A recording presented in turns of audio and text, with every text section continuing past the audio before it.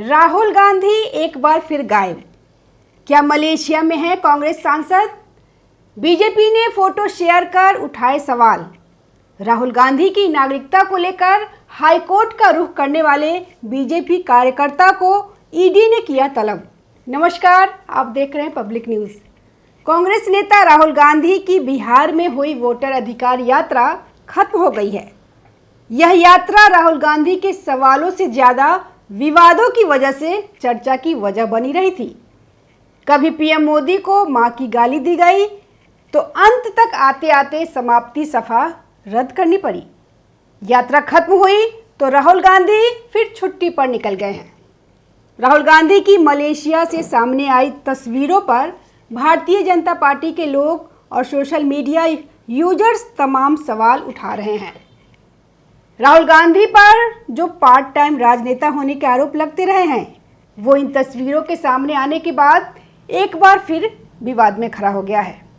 ऐसे तस्वीरों से सवाल खड़े होते हैं कि क्या राहुल गांधी के लिए बिहार का यह यात्रा या अन्य राजनीतिक यात्राएं एक असाइनमेंट की तरह होती है, जिन्हें वे बस खत्म करना चाहते हैं ताकि उन्हें फिर छुट्टियां मनाने का एक मौका मिल सके। ऐसे ही यह मलेशिया यात्रा भी है। कोई राहुल गांधी की मलेशिया यात्रा के पीछे लापरवाही भरे रवैये पर बात कर रहा है, तो किसी को इस यात्रा के पीछे गहरी साजिश नजर आ रही है।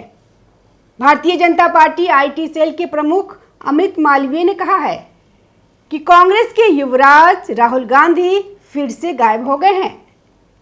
अमित मालवीय ने कहा कि इस बार राहुल गांधी मलेशिया के लंगकावी में गुप्त छुट्टी मना रहे हैं। बीजेपी नेता ने तंज कसते हुए कहा कि बिहार की राजनीति की गर्मी और धूल शायद राहुल गांधी से बर्दाश्त नहीं हुई, इसलिए उन्हें ब्रेक लेने के लिए भागना पड़ा, या फिर यह कोई गुप्त मीटिंग है जिसके बारे में किसी को पता नहीं चलना चाहिए।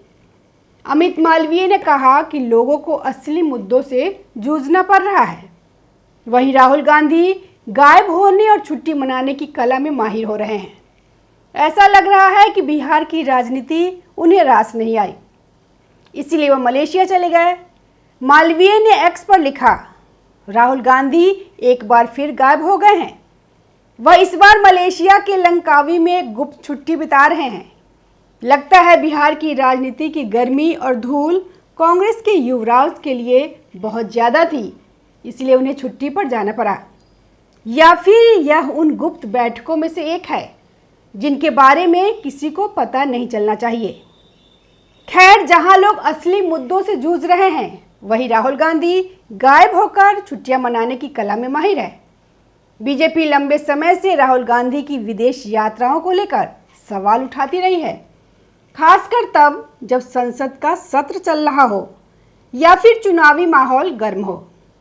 इसी साल बजट सत्र के दौरान भी बीजेपी ने राहुल गांधी के वियतनाम समेत अन्य देशों के दौरों को लेकर उन्हें घेरा था और आरोप लगाया था कि इन यात्राओं का सार्वजनिक खुलासा नहीं किया जाता। बीजेपी का कहना है कि विपक्ष के नेता की जिम्मेदारी संभाल रहे राहुल गांधी की इस तरह की गुप्त विदेशी यात्राएं न केवल अनुचित है, बल्कि राष्ट्रीय सुरक्षा के लिहाज से भी गंभीर सवाल खड़े करती है। रविशंकर प्रसाद ने प्रेस कॉन्फ्रेंस में राहुल गांधी की वियतनाम के प्रति असामान्य रुचि पर चिंता जताई, जबकि अमित मालवीय ने लिखा कि यह राष्ट्रीय सुरक्षा का गंभीर मामला है। वहीं प्रवर्तन निदेशालय ने कर्नाटक के उस भाजपा कार्यकर्ता को तलब किया है जिसने राहुल गांधी के ब्रिटिश नागरिक होने का दावा करते हुए इलाहाबाद उच्च न्यायालय में याचिका दायर की है। आधिकारिक सूत्रों ने शनिवार को यह जानकारी दी। व्यक्ति की पहचान एस विघ्नेश शिशिर के रूप में हुई है। उन्हें 9 सितंबर को केंद्रीय जांच एजेंसी के समक्ष पेश होने के लिए कहा गया है। ईडी सूत्रों ने बताया कि शिशिर से मुद्रा प्रबंधन अधिनियम फेमा के प्रावधानों के तहत मामले से संबंधित सभी साक्ष्य और दस्तावेज के साथ पेश होने को कहा गया है। उन्होंने बताया कि इन आरोपों की जांच की जा रही है। फेमा के तहत ईडी व्यक्तियों और कंपनियों द्वारा विदेशी मुद्रा कानूनों के उल्लंघन से संबंधित शिकायतों की जांच करता है। जब इस मामले पर कांग्रेस पार्टी से प्रतिक्रिया मांगी गई तो उसने टिप्पणी करने से इनकार कर दिया। इलाहाबाद उच्च न्यायालय में दायर जनहित याचिका में शिशिर ने दावा किया था कि उनके पास ब्रिटिश सरकार के कुछ दस्तावेज और ईमेल है जो यह साबित करता है कि लोकसभा में विपक्ष के नेता राहुल गांधी ब्रिटेन के नागरिक हैं और इस कारण भारत में चुनाव लड़ने के लिए अयोग्य हैं।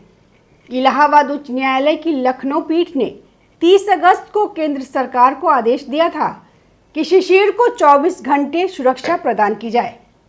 जस्टिस संगीता चंद्रा और जस्टिस BR सिंह की खंडपीठ ने भाजपा कार्यकर्ता द्वारा दायर एक रिट याचिका पर यह आदेश पारित किया। अपने अंतरिम आदेश में पीठ ने कहा, हम पहली नज़र में संतुष्ट हैं कि यह मामला विचार योग्य है क्योंकि याचिकाकर्ता ने एक बेहद प्रभावशाली व्यक्ति के खिलाफ मामला दायर किया है और लगातार धमकियों का सामना कर रहा है तथा नोटिस के अनुपालन में उन्हें रायबरेली जिले के कोतवाली थाने में जांच अधिकारी के समक्ष उपस्थित होना पड़ रहा है। शिशिर ने हाईकोर्ट को बताया था कि उनकी जून 2024 में की गई शिकायत के आधार पर CBI जांच कर रही है। उन्होंने यह भी दावा किया कि वह कई बार दिल्ली में एजेंसी के समक्ष पेश हो चुके हैं और उन्होंने राहुल गांधी की कथित ब्रिटिश नागरिकता से जुड़े साक्ष्य भी दिए हैं। उच्च न्यायालय ने इस मामले की अगली सुनवाई 9 अक्टूबर के लिए तय की है। इस मामले की पिछली सुनवाई के दौरान केंद्र सरकार ने अदालत को बताया था कि भारत सरकार ने ब्रिटेन सरकार को गांधी की ब्रिटिश नागरिकता से संबंधित विवरण उपलब्ध कराने के लिए पत्र लिखा है। तो दोस्तों, विपक्ष के नेता से जनता उम्मीद करती है कि वह लगातार मौजूद रहे, जनता की समस्याओं को उठाए, लेकिन राहुल गांधी के मामले में बार बार सवाल खड़ा होता रहता है। क्या वह राजनीति को सिर्फ एक असाइनमेंट मानते हैं? क्या उनकी विदेश यात्राएं महज छुट्टियां हैं या किसी और मकसद से होती है?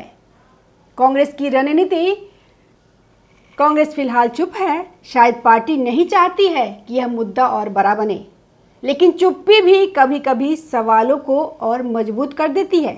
सोशल मीडिया पर इस समय राहुल गांधी ट्रेंड कर रहे हैं।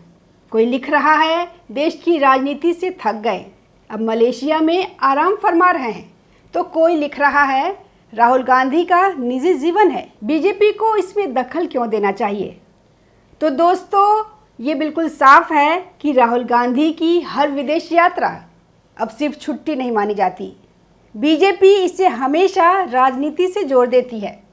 इस बार भी तस्वीरें सामने आई और नैरेटिव वही, पार्ट टाइम नेता, गुप्त मीटिंग और राष्ट्रीय सुरक्षा का खतरा।